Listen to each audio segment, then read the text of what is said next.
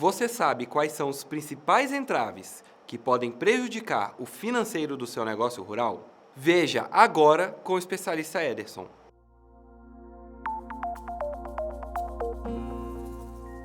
Seja bem-vindo à nossa aula. Gostaria de iniciar pedindo que o nosso professor especialista se apresentasse. Olá, me chamo Ederson Scopel, sou técnico agrícola e proprietário da empresa VGSul. Atuamos aqui no Rio Grande do Sul há mais de 14 anos, dando uma assistência técnica aos produtores, sempre levando as informações de uma forma com que eles tenham uma maior produtividade e lucratividade. E esse é um dos temas que a gente vai trabalhar hoje, que é a análise da viabilidade financeira, né? Hoje, quando falamos em viabilidade financeira, pensamos em, com certeza, no investimento e o que a gente mais busca, que é o quê? É um lucro lá no final, né? Afinal de contas, a gente, quando investe, tem sempre a expectativa e a realidade do retorno sobre o investimento, né? E, partindo desse ponto, desses tópicos, o que a gente tem que trabalhar hoje? Você vai me dizer, pô, Éder, já foi para a água e o recurso. Partimos de um princípio onde se tem o recurso disponível e a gente vai pontuar alguns aspectos que vão fazer com que a gente tenha uma viabilidade melhor, que é a disponibilidade da água. Hoje sabemos que as frutas no diversos, corpo humano, todo esse ecossistema, ele precisa do quê? É de água, né? Hoje, algumas frutas são compostas por 85, 90% de água. E nós podemos falar de melancia, agrião, pêssego. É fundamental, quando a gente vai pensar em fazer um investimento, dispor de algumas possibilidades e uma delas é ter água. Porque se a gente não tem isso à disposição, a gente já tem que imediatamente pensar uma melhor forma de, ou seja, fazer um poço para essa captação, ou uma cisterna, puxar a água de um rio de uma forma legal, fazer todas essas disposições, né? Ederson, como que é para o pequeno produtor o acesso à água atualmente? Hoje, para o pequeno produtor, muitas vezes ele, em algumas regiões, tem que buscar essa água ou até mesmo fazer um açude ou desenvolver uma forma de captação de água da chuva, né? Mas dentro da possibilidade dele e de uma forma legal fazer assim para sua irrigação ou até mesmo para o seu consumo, né? A existência da mão de obra. Hoje, nas diversas regiões, a gente, antes de fazer o empreendimento, a gente tem que cuidar para não despender muito recurso. Comecei o meu negócio, tenho que investir forte em água, tenho que investir forte em mão de obra. Será que às vezes não é mais fácil a gente fazer em outra região ou mais próximo da disponibilidade dessa mão de obra para fazer com que assim a gente consiga iniciar com uma produtividade X e no decorrer do tempo, com uma marca forte e um bom trabalho, desenvolver, ter a possibilidade de trazer essa mão de obra. É um negócio, é uma forma que a gente tem que observar dentro das diversas regiões. A minha logística suporta essa entrega?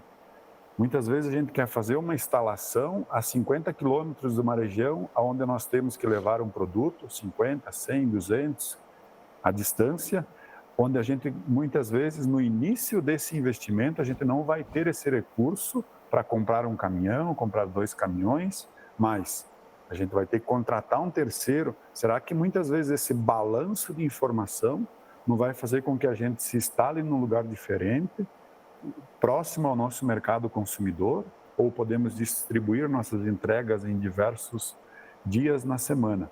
São 3 aspectos muito importantes que na hora da nossa implantação da nossa área produtiva, nós temos que estar sempre de olho, trabalhando essas possibilidades, né? E de uma forma não é mais comum, de uma forma a gente tem que observar outros aspectos também muito importantes dentro desse mercado, que é o custo de insumos.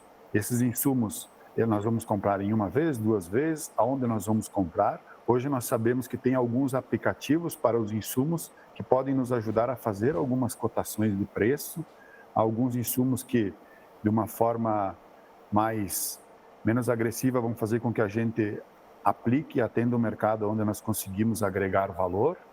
vamos fazer o custo de depreciação do nosso trator, do nosso galpão, da nossa irrigação? Nós sabemos que um item, um bem lá, um trator, em X tempo, ele depreciou um valor onde nós vamos ter que reinvestir em uma máquina nova ou fazer uma reforma. E o galpão? O galpão onde a gente fez um investimento de X, daqui 10 anos, se precisar fazer uma reforma, a gente vai ter esse recurso em caixa para, ou mesmo para ampliar? São alguns aspectos, pontos que a gente tem que estar constantemente monitorando para fazer com que lá no final a gente consiga ter o custo do quilo do fruto ou o custo por planta na produtividade, para que a gente consiga agregar um valor no nosso produto, que nós tenhamos o que foi dito no início do nosso encontro, né? O lucro, para calcular a nossa margem de lucro, para fazer assim com que o produtor consiga sobrar o dinheiro para reinvestir através de um trator que depreciou ou fazer novos investimentos, né? E a partir de toda essa formação de custo, a gente vai ter o quê? Quanto a gente consegue vender lá no final, né? Será que esse mercado é para nós? Não é? A gente tem que diminuir alguma coisa, diminuir alguma variedade, diminuir o investimento. São alguns aspectos que a gente consegue pontuar.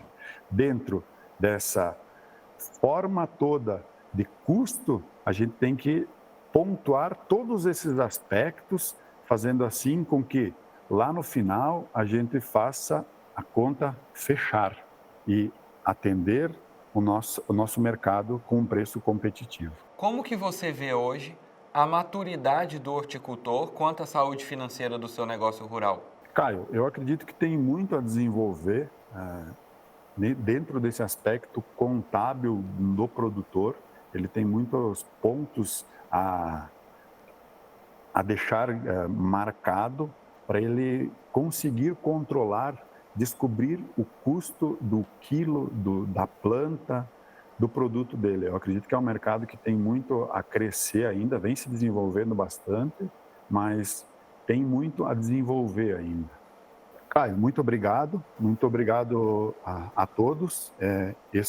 Alguns tópicos nós falamos aqui, mas já é um princípio, já é um início do que se deve fazer, para assim, lá no final, a gente conseguir ter a ideia desses custos e como a gente pode melhorar ainda mais a nossa margem de lucro, né?